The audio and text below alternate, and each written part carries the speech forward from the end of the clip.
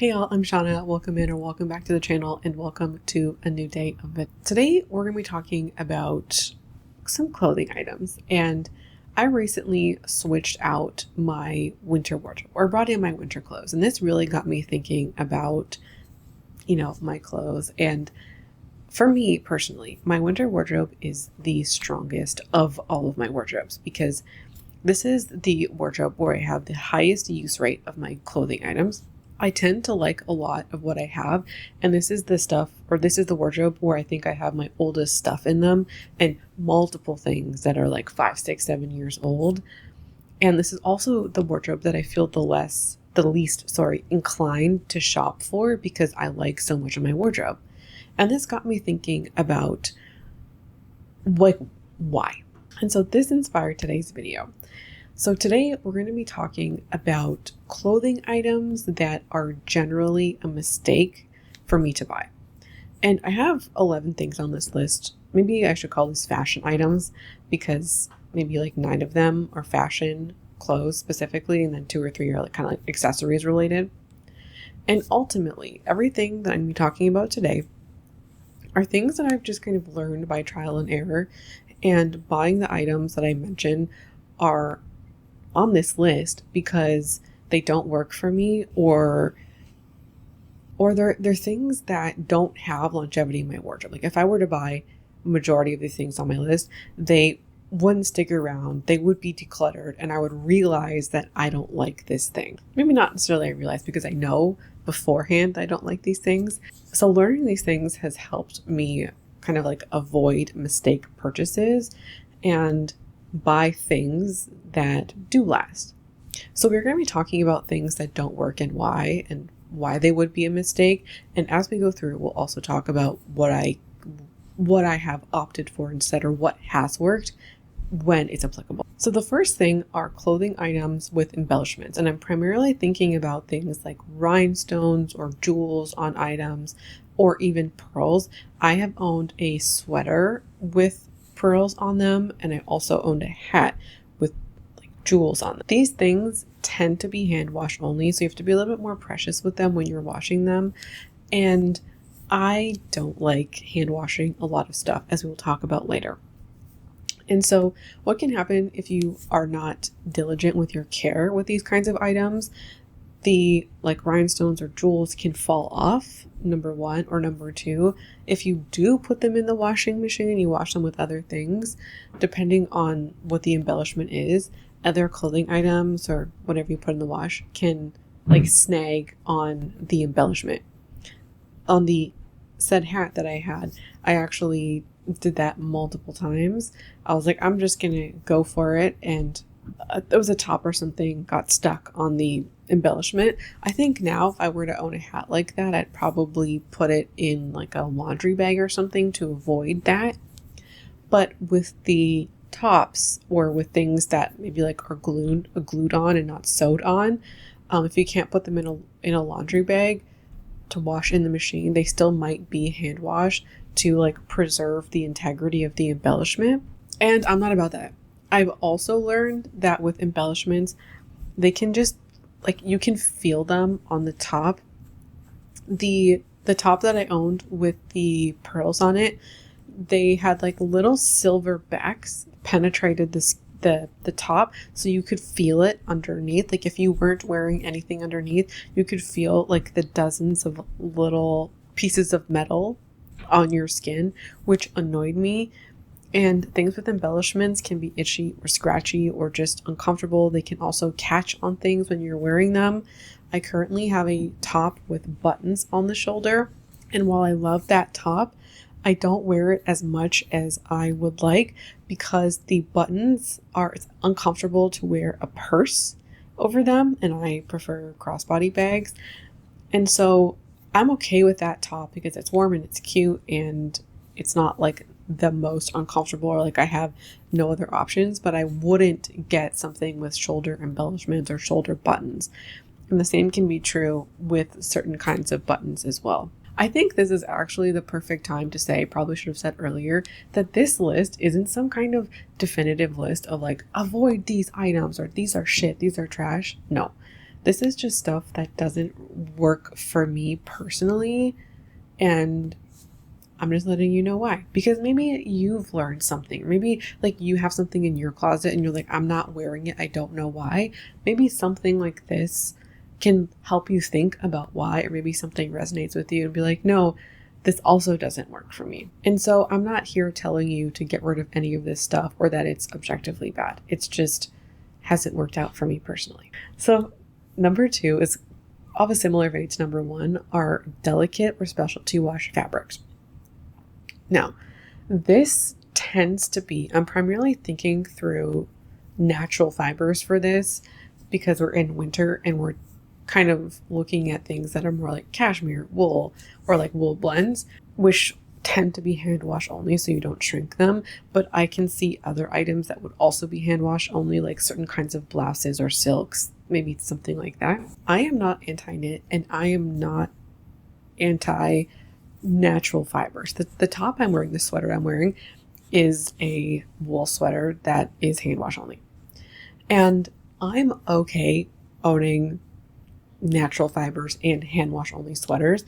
I have a threshold and I am probably above that threshold right now. A few years ago, I was learning more about sustainability and learning about fabrics and also wanting to own things for longer, and started buying natural fiber sweaters, a lot of wool primarily, without considering the washing and the care of these items. I tend to be like, I prefer to be low maintenance with my washing. I'm cool hanging stuff out to dry. That's totally fine with me. But there is a point where it just gets annoying if you have to do it so many times. This is just, I think, a me thing. And part of that, like I know some people will wash, let's say like 5 or 6 or 7 sweaters in their bathtub. I don't have a bathtub to do it.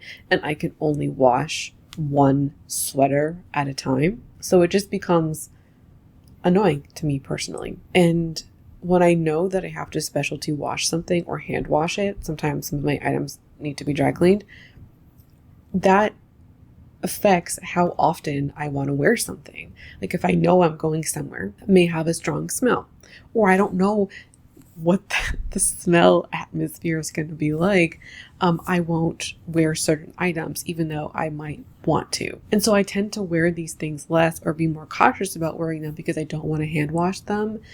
And I don't love that. So my everyday pieces, the stuff that I wear like the bulk of the time, that stuff is throw it in the washing machine type of items. Stuff like this, where I might wear it a couple of times a month, and not, let's say, 6 times a month. That is where, for me, like these kinds of items fit in. So I'm not technically against the natural fibers. It's more of, I, at this moment in time, do not want any more because I am at my threshold. And if for whatever reason I wanted to bring in something else that was a natural fiber, I would have to declutter something of my own, which I don't want to do because I really like my clothes and I just, it's the most sustainable thing to do, to use what we have, and I don't want to do that. So I'm on like I don't need any more. It would be a mistake ultimately for me to bring in anything with natural fibers at this point. This leads me into the fabric conversation. And I know a lot of people feel certain ways about things like polyester and acrylic because of the way they feel on their skin, but also because of the production that is, or the resources to make these fibers. Synthetic fibers often made of plastic. So I get both of those things. And I tend to avoid buying polyester or acrylic new. I'm okay wearing it secondhand or just like wearing it in general. It doesn't like bother me or like itch me or anything like that or irritate my skin. And if it's already produced and it's already out there, I'm totally fine owning it myself. The fabric conversation for me is mostly paying high prices for synthetics as number one, but then also buying synthetics new. I have this sweater. It's a beige Banana Republic sweater that I got on sale a few years ago. It's at least 2. I'm not sure if it's 3, but I got it sometime in 2021 or 22, I believe. And this sweater was beautiful when I bought it, and it was so soft. And it's not 100% synthetic. It's a blend of synthetic fibers and natural fibers. I can't remember the composition off the top of my head, but it looks like shit now. And at the time, I paid a higher price for me. And I think about the way that this looks, and I can't believe I paid that much money for something that just looks like trash now. And I have hand washed that thing every time. So it's not like it's, going through the washing machine and getting the wear and tear. It's just being washed casually, more delicately. I've been washing it delicately, but it doesn't look good anymore. A lot of synthetic fibers, when they're used for knits, they feel so soft in the store, and like they're designed to do that. And it kind of feels like a bit like duping the customer, where you get drawn into how it feels, not knowing that it's not going to be that soft in a few years, maybe not even a few years, a few washes, and it's not going to look as good as it did in store. This top I've worn maybe a little bit less, but around the ballpark of the base top. This, look at, yes, you have some fuzziness, but it's in excellent condition. You can tell the difference, at least in my opinion. And so for me, I don't think that winter sweaters I don't think I'm going to be buying any more of those new in synthetic fibers. I do have some still that are several years old that are made out of synthetic fibers, and they're looking okay. What this kind of has taught me is that buying this kind of synthetic stuff used is probably the best bet, because you can see how something is going to wear after some years, and like you can buy it in that condition knowing it's probably going to keep looking like this. That kind of like catfishing that can happen in the store is not happening here, most likely. And I don't want to pay a high price for synthetics. It's just not going to happen. Whenever I talk about this, I always kind of go back to Cezanne, because I've been on their website a few times over the past year or two, and they try to charge like $175 for a polyester top. No, ma'am. So actually, to conclude that segment, I've talked about natural fibers, and I've also talked about synthetic fibers, but it's more time and place.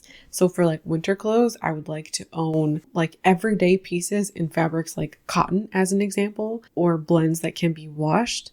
Heavier knits being made out of natural fibers, but not owning too many of those would be like the best kind of thing. And then synthetics could be in the knit category, but not new. Hope that clears that up. Next up is distressing, and I'm primarily talking about distressed pants, like on the knees or even raw hems at the bottom. Sometimes I've seen distressing on shirts, like around the collar. I own one of those, and I have not been the biggest fan of distressing, but I have owned pieces throughout the year, and I'm currently wearing a pair of jeans that were like a raw hem, and this is the last thing that I bought that is like distressed in any way, and I hope it's the last piece that I ever buy, because I overall don't like the way distressing looks. Actually, I do have a pair of shorts with distressing.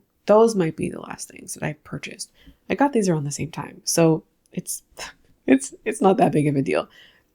I don't like the way distressing looks for the most part. I think other people can pull it off and they look cute. I most especially don't like it on me. The distressing as well, whether it's on the hem or the knee or somewhere else, it will break apart over time. So when I've had distressing on my knee as an example, and you have like those little like fabric stretches, I hope you know what I'm talking about. Those have all, like if you own them long enough, they'll all break, or majority of them broke, and then you just have like a literal giant hole in your knee. And then the raw hem also, like, it will fray and it will roll up, and it does not, like, I've owned these jeans for 4 years. The raw hem is kind of creeping up and it doesn't really look good anymore. And I'm honestly thinking about either turning these pants into shorts or turning them into an ankle length pant, because it to me just looks bad. It looks worse now than when it was new. Like when it was new, it didn't look terrible, and it actually, like, you know, there's a style to that raw edge hem, which I appreciate, but it doesn't hold up over time is what I'm trying to say with the pants in specific. I also owned these skinny jeans that were heavily distressed at the bottom. Those looked like shit really quickly because the hems would break and they would roll up. And I have a top, again, had distressing. Those like little tiny distressing pieces on the cuff or the collar have turned into full-blown holes now because I have worn these items not dozens of times. Like the sweater in specific, I've worn like 200 times. They don't hold up. And so I just prefer non-distressed items. And so for me, whenever I see like a distressed pair of jeans, raw hem jeans, you know, that kind of thing, even in tops, it's just an easy pass, and I'm not going to buy it. I already have a casual style, which I already struggle with, and the distressing makes my style look even more casual, which I don't like either. We're going to talk about the next two together because they come from a similar vein. Number 5 are items, specifically like tops and dresses with too much cleavage. And number 6 are mesh bodices. So if the region, like here, so not just here, but you know, to the pant, the bodice region, if it's mesh, I don't want it. I actually came this close to buying something like that in the fall. I think this portion, like you couldn't see through it, but the bottom, like the belly button region, you kind of could. And I don't like these two things on me personally. Just personally. The mesh, because I get cold and I find this stuff harder to wear. Like I'm not going to put a bra under it and just like wear the bra and have that visible. That's just not my style. It's a surefire way for me to not wear anything. Similar with the cleavage. I brought a V-neck bodysuit a few years ago thinking that was going to be like, you know, hot shit with a little cleavage action. No. I am so uncomfortable when I wear them. And this has nothing to do with other people. Like I see other people and I go, wow, she looks so cute in that. That's exactly why I bought the V-neck top, was because I saw other women wearing it. I'm like, oh my God, they look so cute, or they look sexy or whatever. And then I wear, and I don't feel that way about myself in it. And I feel more uncomfortable. So I would rather just not do that. I would feel more comfortable in like a tight fitting bodysuit t-shirt than a tight fitting V-neck, or even a loose fitting V-neck. With the mesh bodices or mesh tops, you're basically like, your choices are a bandeau, I think, or like a bra. And to me, if it's just the bra, it feels like the bra is the top. And I don't like that on myself. And as I mentioned, because I have a casual style, that is part of the reason why this stuff doesn't work. And these have been my attempts to uncasualify my style, make it more interesting or elevated. And it's just not stuff that works. I have found other things primarily through the regular like t-shirt bodysuits or like long sleeve, just crew neck bodysuits. I feel like I look cute, I look snatched, and I feel more comfortable. And I've purchased them in like, I have a tank top version, I have 2 tank top versions.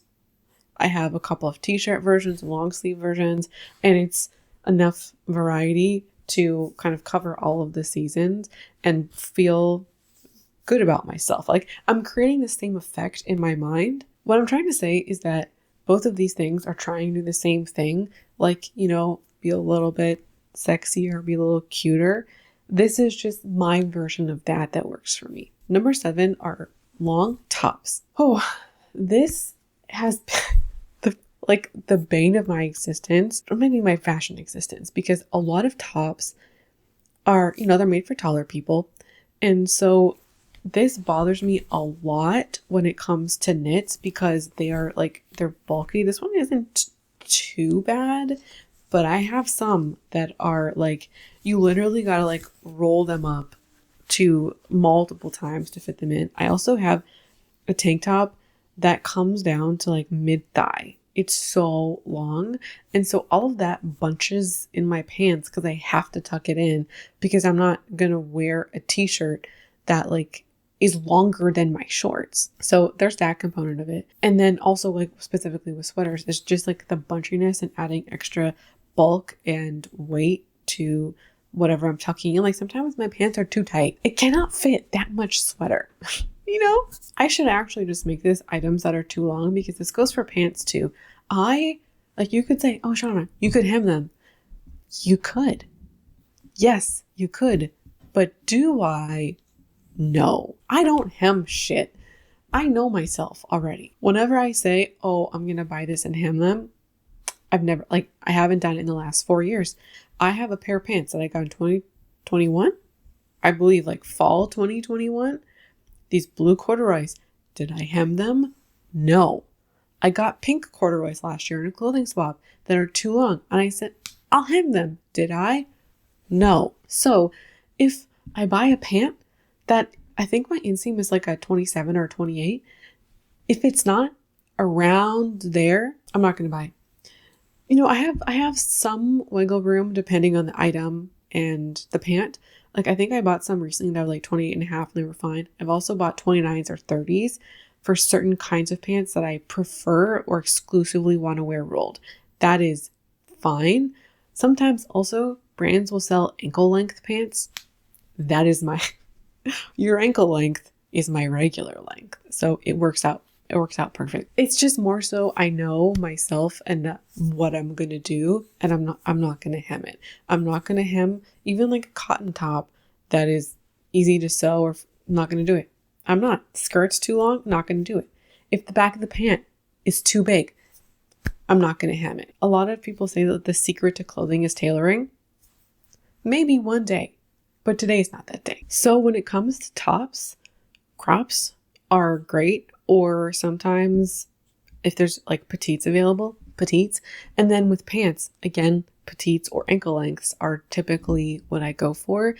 And it just saves me so much time and money, really, in the long run. Okay, next up is an accessory category and heavy earrings. And I have a couple of examples to show you. So the reason why this is on here, and I'm like, out of all of these, I think I'm probably maybe the strictest about this one. Actually, the first one that we'll talk about is probably like the one I'm the strictest about. But this matters a lot to me.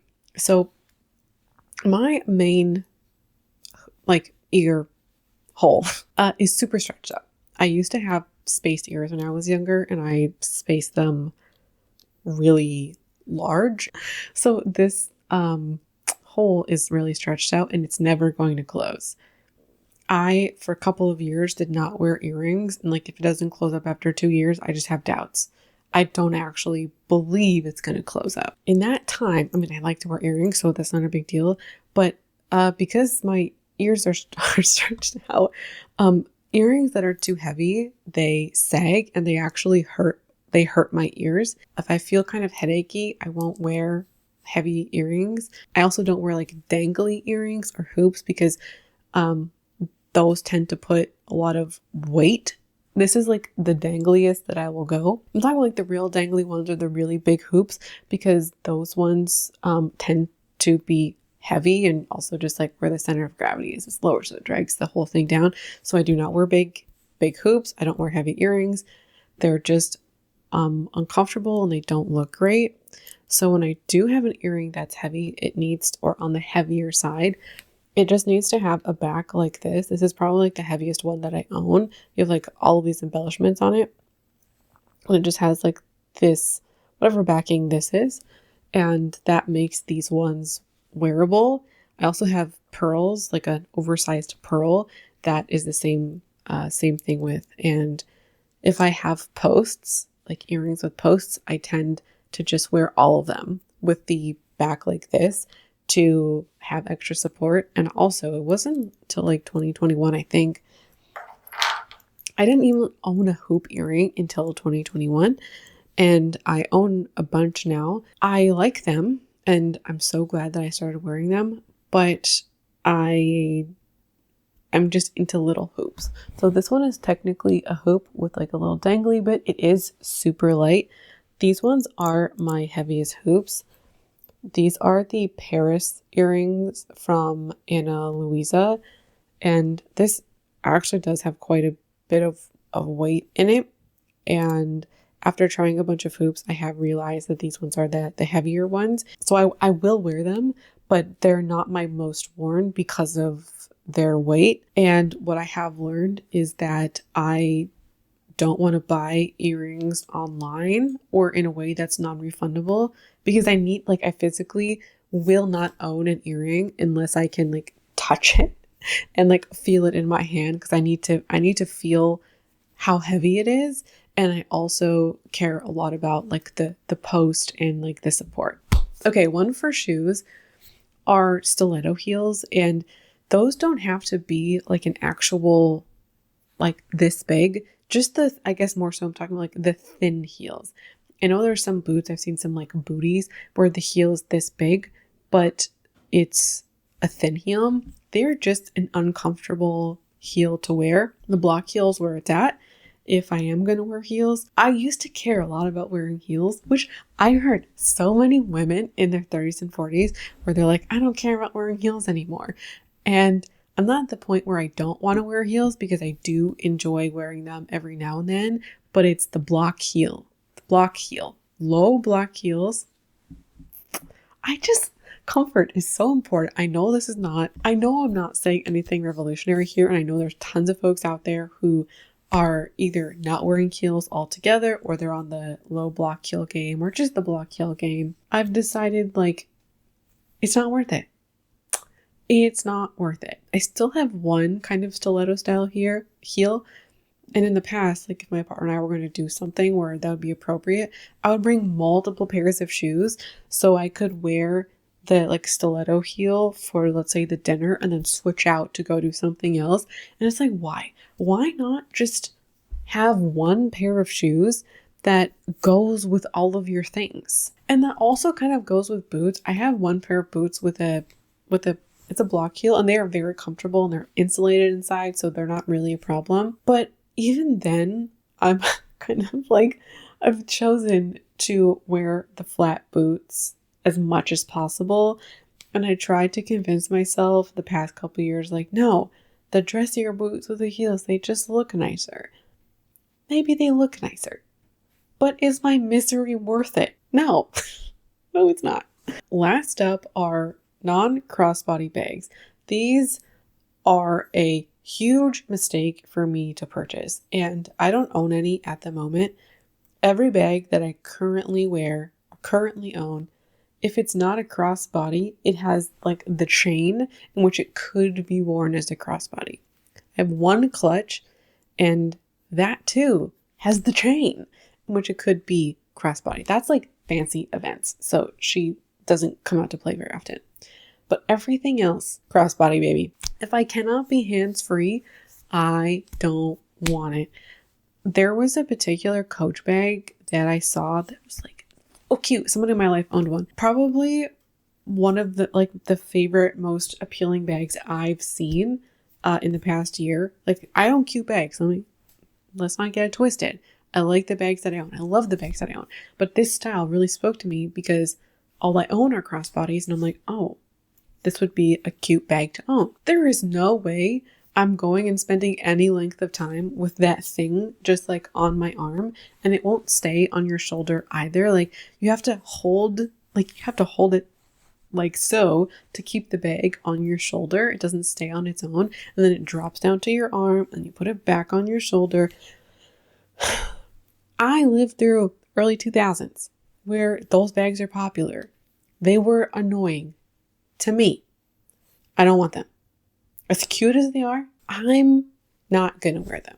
I'm not. Maybe I would get one of those bags. I mean, I don't need one, but I'm saying in the event, if it came with the strap in which I could wear crossbody, that I would do. But if it has no crossbody strap, no, ma'am. Are these bags the ones like, even like the Longchamp, is that the name? Those are not a crossbody, you put them on the shoulder. Is it like a bag that's great for commuting, where like you put it in your car and you can easily slip it on your arm, carry it to the car, put it, on the seat, and you're on your way? Let me know how you use your shoulder bags if you are a shoulder bag person. So that's everything for me today, and now I'd like to hear from you. What are your items that would be mistake purchases? I would like to hear from you, because also, is anything I said here, if you bought it, would that be a great purchase? And you kind of have opposite feelings where it's like, are you kidding me? I love a long top. I only live by long tops. I could imagine that if you enjoy like a tunic, or if you're a taller friend. I would like to hear all of your thoughts about these things in the comments and what works for you in the comments. So thanks so much for watching and hanging out with me today. I would love it if you would subscribe to catch more content like this, and I hope to see you again around here soon. Bye.